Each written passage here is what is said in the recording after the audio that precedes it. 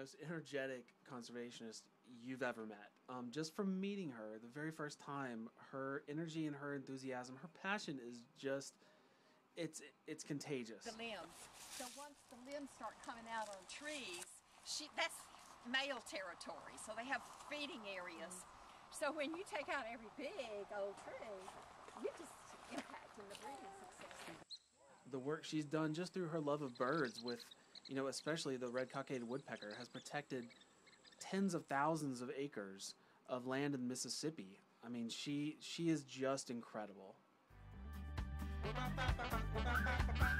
Chris, he came from South Africa to Auburn University to learn about pasture lands, which was native grasses and things that his family was interested in with their cattle, and I think down in South Africa. Planning to go back, but he fell in love with Alabama. That Forever Wild is a better place because of the Nature Conservancy.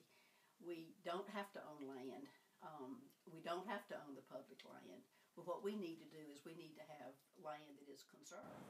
Chris Overholster, State Director of the Nature Conservancy in Alabama, was critical to the success of Forever Wild in the 2012 campaign.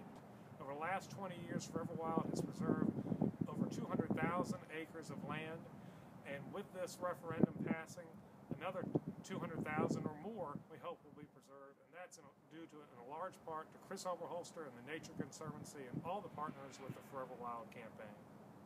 Been in Alabama for so long, he's actually developed a very charming accent, which is a mixture of South Africa and Alabama, which is South like you've never heard before.